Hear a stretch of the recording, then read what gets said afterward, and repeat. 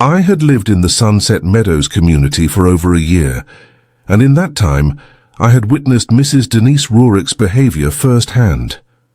It wasn't just rumors or complaints whispered behind closed doors. I had proof. At the HOA meeting, I stood up. My hands didn't even shake as I pulled out my phone and held it up for everyone to see. "I have recordings," I said. "Recordings of Denise demanding free labor from me, threatening my job when I declined, and bragging about using HOA funds for personal expenses." A hush fell over the room. Then I pressed play. Denise's voice filled the air, unmistakable and damning. "It's not really stealing," she said in the recording, laughing. "These people pay their fees anyway. I just borrow a little when I need it." Gasps erupted. Faces turned pale. Denise's own expression crumbled into shock and denial. She opened her mouth, then closed it, at a loss for words. Max, the one who had always defended her out of fear or loyalty, looked gutted.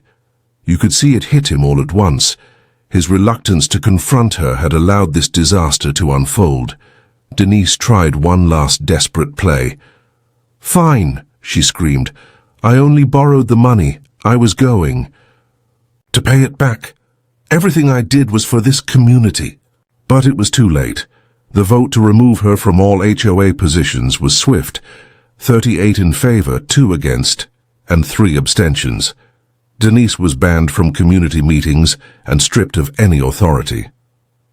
As the meeting ended and residents filed out, people came up to thank me. Some shook my hand. Others simply nodded, their expressions a mix of relief and gratitude. Alexander, the real hero who brought the recordings, was surrounded by appreciative neighbors. But as I gathered my things to leave, Denise appeared beside me. Her voice was low and venomous. "You think you've won, Leo Grant, but you're not done with me. I'll make sure you regret ever moving here."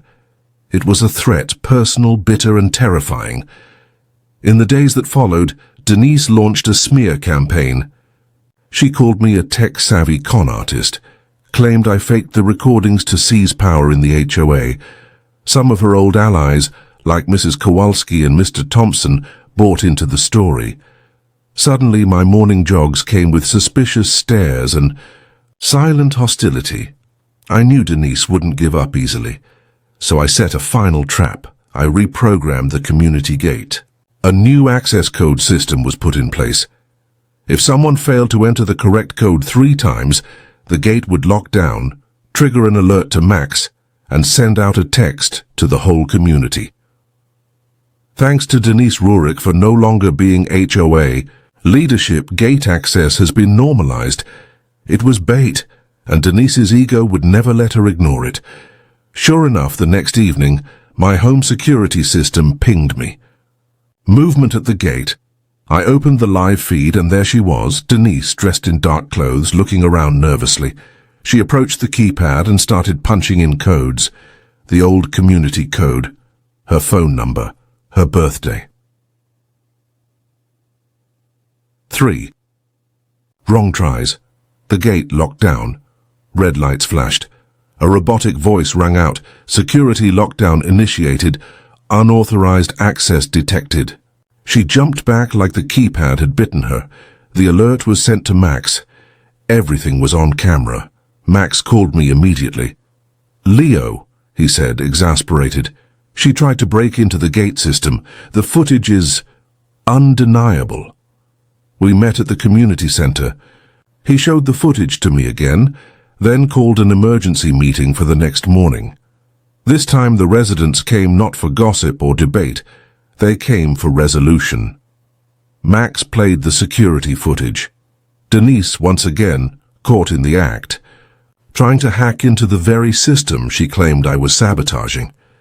That morning, the community voted unanimously. Denise was permanently banned from HOA activities. Her name would be submitted to local authorities for investigation into financial fraud and harassment. By lunchtime, a moving truck sat in front of her house. Word spread quickly. Maggie brought lemonade for the movers. Max looked more relaxed than I'd ever seen him.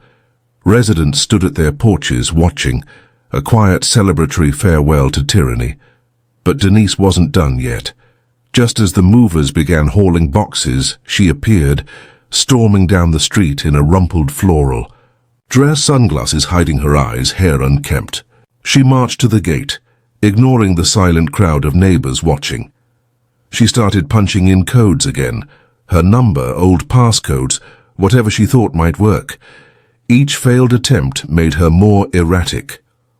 On the third failure, the alarm, "Play it again, security breach detected, gate locked pending manual reset." Denise screamed at the gate, "I lived here for 10 years, this is my community too." But the gate, silent and unyielding, didn't respond. Max stepped forward. "The security company has to reset the gate," he said calmly, "and you, Denise, are no longer a resident in good standing. You can leave with the moving truck, but you will not be returning." That broke her. She turned and walked away slowly, shoulders hunched, head bowed. For the first time in years, she looked small.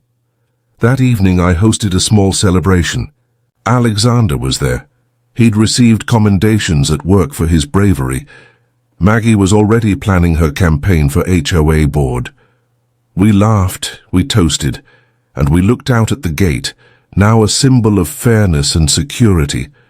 Where there was once fear and manipulation, there was now peace. We'd taken our community back, and that is what I call a proper finale. Gate code wars. How my HOA turned into a digital battlefield. Ever think your gated community is secure, only to find strangers pouring in like it's a free buffet? That's been my nightmare ever since Denise, our self-declared HOA queen with sunglasses bigger than her ego, started handing out the gate code like it was candy at a parade. I moved here expecting peace, maybe the occasional lawn drama or mailbox mix-up. Instead, I landed smack in the middle of an HOA circus starring one woman who treats community rules like vague suggestions. It started small. A few unfamiliar cars. Laughter where it didn't belong. But before long, it was a full-blown parade of strangers waltzing in and out like they owned the place. And the worst part? It was all thanks to Denise. The discovery 3 weeks after moving in, I was setting up my home office when I noticed something odd through the window. A delivery truck entered through the automated gate, followed by 2 unfamiliar cars at EC. First, I didn't think much of it. Guests, maybe? But then I saw a group of strangers get out, laughing loudly and carrying party supplies, headed straight to Denise's house. My stomach dropped. The whole point of living in a gated community is security, privacy, not random people treating the place like an event venue. Thanks to my smart home setup, I had access to our gate's camera system. I checked the footage. What I saw made my blood boil. There she was, Denise, standing at the gate, writing down the 4-digit code on a piece of paper and handing it to a woman I'd never seen before. Then she did it again, and again. She wasn't just bending the rules, she was breaking them like a toddler with a glow stick. The confrontation. I knew a quiet talk wouldn't work. Denise doesn't do quiet. So I waited for the next HOA meeting. That Thursday evening, the community center was buzzing. About 20 residents sat in uncomfortable plastic chairs. Max Holloway, our tired-looking HOA president, was shuffling papers. At the front, then came Denise's entrance. She strutted in wearing a blinding yellow floral dress and her signature oversized sunglasses, indoors naturally. She looked like someone who just won a lawsuit she filed out of boredom. During the open discussion period, I stood up. "I need to address a serious security concern," I began, my voice calm but firm. "Yesterday, I saw someone giving out our gate code to unauthorized individuals. That's a direct violation of our guidelines, and a serious safety issue." Silence. All eyes shifted to Denise, who sat there smirking like a villain in a Hallmark drama. "Oh, the new guy doesn't get it," she said, waving a dismissive hand. Leo, sweetheart, this is a community. We share things here. Maybe you should learn how that works before throwing around accusations. Some chuckled nervously. Others looked concerned. Maggie Larson, my neighbor, and a fellow Auntie Denise, soldier, shook her head. It was just a small gathering, Denise continued, louder now. Nothing worth getting your panties in a twist over. I bit my tongue. This wasn't over. The backlash. As the meeting ended, Denise was already typing, furiously on her phone. Minutes later, my inbox pinged with a group email from the HOA list.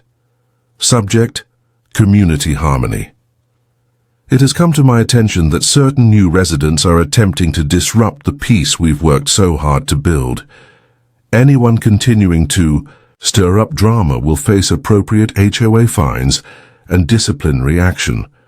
We must protect our way of life from troublemakers who don't understand our values. But here's where karma stepped in.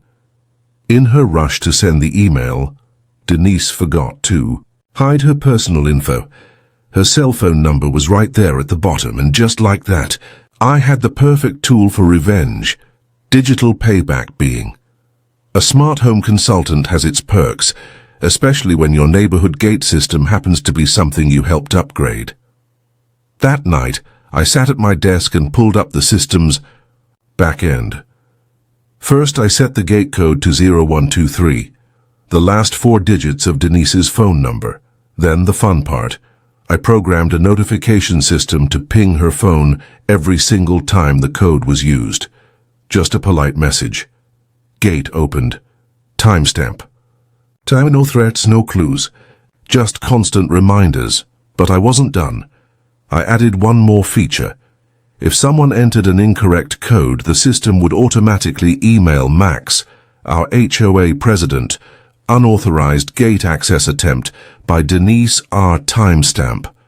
Time. It was petty. Sure, but so was threatening new residents with disciplinary action. Sweet chaos. By Friday morning, the new system was live. 31st a.m. Mrs. Chen left for work. Ping. Denise's phone lit up.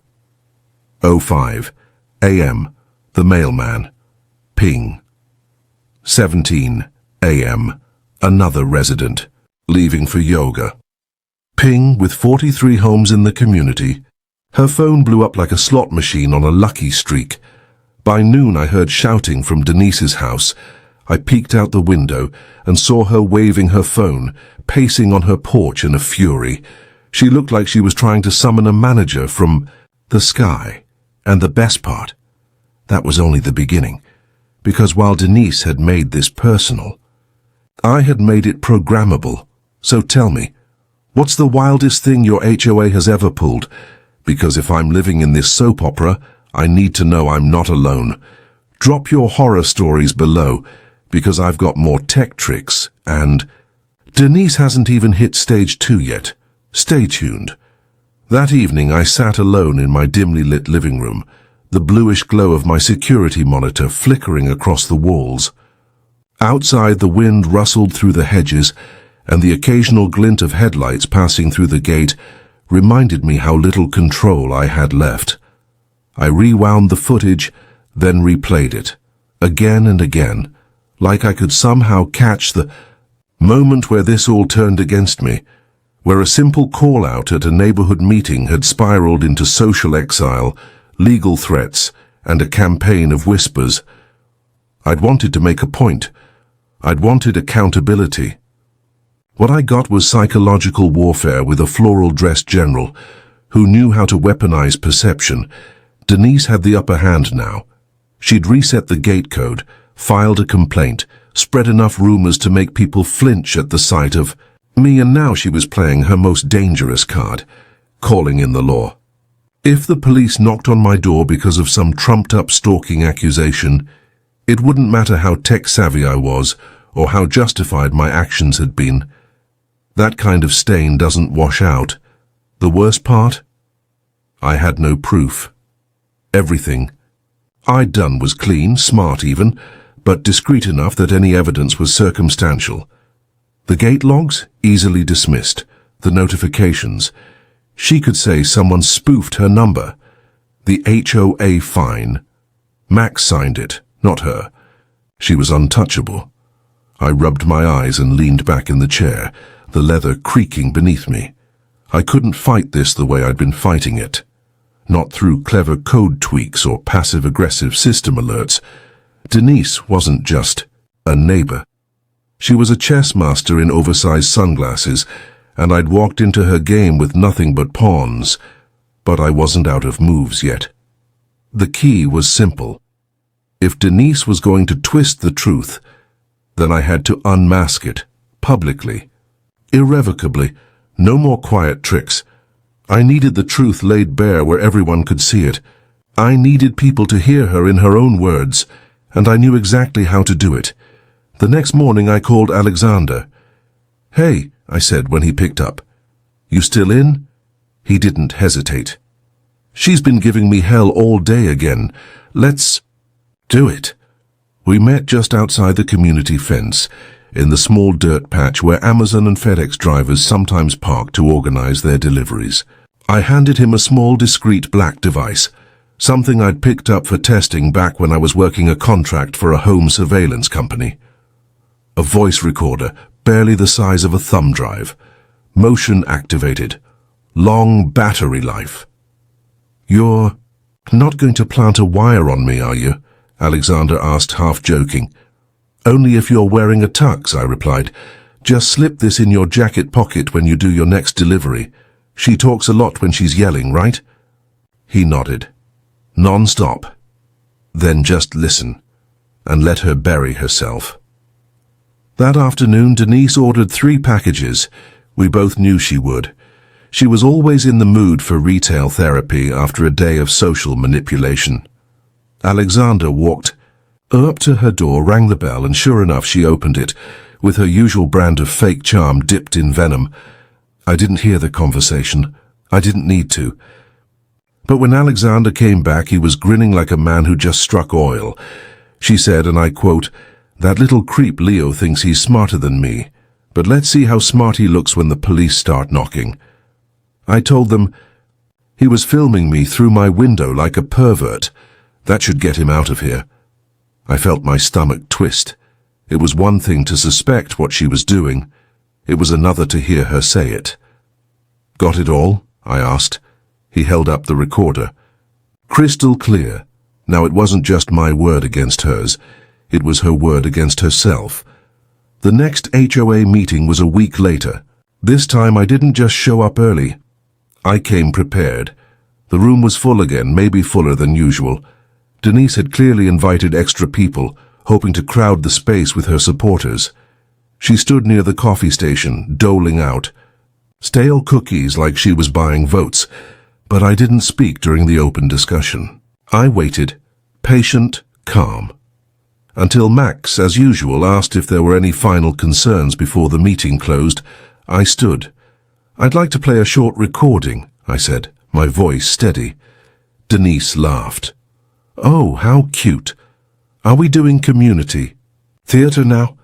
I pressed a button on the small Bluetooth speaker I'd brought, and then her voice filled the room. "That little creep Leo thinks he's smarter than me. I told him he was filming me through my window like a pervert." Her words, her tone, her smugness, everything was crystal clear. The room fell silent. Even the humming vending machine in the back seemed to quiet itself. Denise's face drained of color. "What is this?" That's not," she stammered, looking to Max for help. But Max, for once, looked like he'd finally had enough. "This is serious, Denise," he said. "Making false police reports? That's beyond an HOA matter. That's criminal." She tried to recover, throwing out excuses about being taken out of context. But it was too late. The mask had slipped, and behind it was a woman who'd manipulated, bullied, and lied to maintain her grip on a neighborhood she thought she owned. Within days, a formal investigation was launched. The fine against me was dropped. An emergency vote was held. Denise was suspended from her position on the HOA board, pending a full hearing. The gate stayed secure. The code was updated, and for the first time since moving in, I could step outside without feeling like I was walking through enemy territory. But I kept the footage, the emails, the recording, all of it, because people like Denise don't disappear. They go quiet. They wait. And then they find new ways to come back. But so do I. And next time, I won't be playing defense community for 3 years. I've seen a lot, but what Denise has been doing goes beyond anything I've ever witnessed in any neighborhood. She's used her position to intimidate people, misuse funds, and silence anyone who questioned her. She even tried to make me run personal errands, threatened to call my supervisor when I refused. That's not leadership, that's abuse. The room fell into stunned silence for a moment, broken only by the soft rustling of people turning to look at Denise. Her mouth opened, then closed like she was trying to formulate a defense, but no words came. Alexander reached into his bag and held up a printed copy of the text message, the one she'd sent bragging about borrowing from the HOA fund to buy party supplies because Leo won't be around much longer anyway. This is the message, Alexander continued. I took this photo while she was waving her phone around during a delivery. She was laughing about it, like it was a joke, like threatening people was just part of her job. Denise's voice came out strangled, her facade finally splintering. You had no right, that was private, that's illegal. Alexander didn't back down. It's illegal to steal from a community fund. It's illegal to threaten someone's job. It's illegal to forge accusations and fabricate violations. You crossed that line a long time ago, Denise. At that point, Max stood up, face grim. Enough. I've seen the evidence, I've read the stories, I've heard the community. We're initiating an emergency vote on removing Denise Rohr as HOA president, effective immediately. Per our bylaws, we require a 2/3 majority vote from current residents in attendance. A murmur passed through the crowd. Then Maggie stood. I vote yes. Same here, Mr. Yamamoto said from the second row. Yes, said Mrs. Patterson. Voices followed. Yes, yes, yes. The tide was unstoppable. Even some of Denise's former allies raised their hands, unable to argue against the mountain of evidence and first-hand testimonies. When the final count was announced, it wasn't even close. Denise sat frozen in her seat, pale and silent. The woman who once controlled every corner of our neighborhood with fear and passive-aggressive memos had finally been rendered powerless. Max motioned for a pair of committee members to escort her from the meeting. She resisted at first, sputtering about her rights, how this was a mistake, but it was over. Her voice was drowned out by the sound of chairs scraping back and quiet, satisfied conversations starting up between neighbors. That night, for the first time since moving in, I opened my windows and let the cool breeze into the house. The gate. Notifications stopped. The fear was gone. Maggie stopped by again, not with cookies this time, but with a bottle of wine and 2 glasses. To surviving HOA hell, she said, raising her glass. I clinked mine against hers. To fighting back. Outside, porch lights flickered on across the neighborhood. People were talking again, laughing. Kids rode bikes down the street. We had taken back our community. And as for Denise Rohr, she left town 3 days later, her car packed to the roof. No farewell party, no goodbye notes. Just a single cold stare as she drove past my house, as if trying to burn a hole through my front door with her eyes, but she was gone, and we were free. But I knew Denise wouldn't accept this final defeat quietly. Even as the doors of the community center closed behind the last few residents, I could feel the unease still lingering, in the air like the final gusts of wind before a storm truly breaks. People were relieved, yes, but wary. They'd seen what Denise was capable of. And while she was now stripped of any official title, her capacity for chaos hadn't disappeared. It had simply gone underground. That night, I didn't sleep well. I lay in bed, staring at the ceiling, listening for the subtle sounds of a car, engine slowing near my home, of footsteps on gravel, or of a phone buzz that might indicate a new scheme in motion. Every creak of the house became suspicious. Denise's last words echoed in my head. "You think you've won, Leo Grant, but you're not done with me." And she was right. The next morning, my email inbox was flooded again. But this time, it was different. The HOA server had been targeted in a coordinated spam attack. Thousands of junk emails from spoofed addresses, all saying some variation of "Denise was framed." The community forums were cluttered with new anonymous accounts accusing me of forging evidence, tampering with HOA records, and colluding with Alexander for personal gain. A few of Denise's old loyalists had clearly regrouped and were trying to rewrite the narrative. Suddenly, I was the villain. I forwarded the emails to Max and the IT consultant we'd recently brought on board to help transition our community systems to a more secure platform. "This is digital harassment," the IT guy told me flatly. "And it's targeted. Someone's angry and tech-savvy. I can block the IPs, but it's going to be a whack-a-mole situation unless law enforcement gets involved." It wasn't just online. Flyers started appearing, taped to mailboxes left under windshield wipers tucked into garden gates. Grainy, manipulated photos of me and Alexander, paired with bold, block-lettered accusations. Corruption in the church and the real scandal exposed. The language was dramatic, desperate, and reeked of Denise's flair for the theatrical. Most neighbors saw through it immediately, but a few started keeping their distance again. The doubt she had planted was growing roots. That was when Maggie Larson stepped in again. She called a special meeting, not an official HOA gathering, but a voluntary community forum. "We need to talk face to face," she said in her invite. No more rumors, no more anonymous notes. The turnout was strong. People were angry, some still shaken, but mostly just tired of the drama. Maggie stood calmly in front of the crowd, holding up one of the flyers for all to see. "This is what fear looks like," she said. "This is what manipulation looks like. We've been through enough. It's time to decide who we are and what kind of neighborhood we want to be." She invited me to speak, and I did, briefly. I told them I hadn't moved here to fight a war, but I wasn't going to let someone bully or extort an entire community into silence. I emphasized that Alexander had no stake in our neighborhood other than wanting to do his job without being harassed. And I promised that moving forward the HOA would function with transparency, checks and balances, and shared oversight. No more gatekeepers, no more tyrants.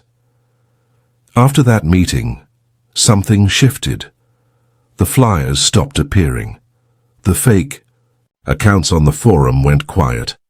It didn't feel like Denise had given up, but it felt like maybe the neighborhood had stopped listening to her. 1 week later, a police cruiser showed up in front of Denise's house.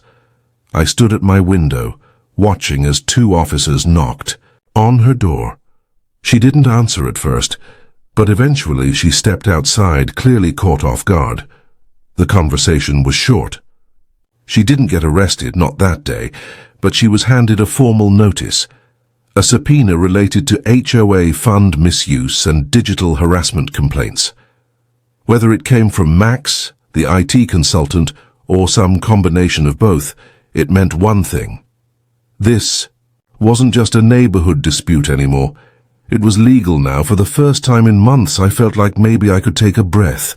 Alexander stopped by a few days later with a 6-pack and a grin. "You know," he said, cracking open a bottle and handing it to me. "I used to think the weirdest part of this job was dodging aggressive dogs and hauling heavy packages. Turns out it's HOA conspiracies and gate code espionage." We laughed. For the first time in a long while, it didn't feel forced. As the sun dipped low over the rooftops, casting golden light across our little cul-de-sac, we sat in lawn chairs and watched kids ride bikes down the quiet street. A few neighbors waved. One even brought over cookies. Things were normal again, or close enough to pretend. I don't know where Denise went after that. I heard rumors. She moved in with a cousin. She was trying to sue the HOA. She was writing a memoir. I didn't care. She was gone. Her shadow still lingered, but it no longer dictated the mood of the neighborhood. What I learned through it all was this: power, when unchecked, festers.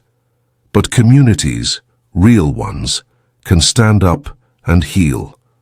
You just need one voice brave enough to challenge the silence, and maybe a gate code or two.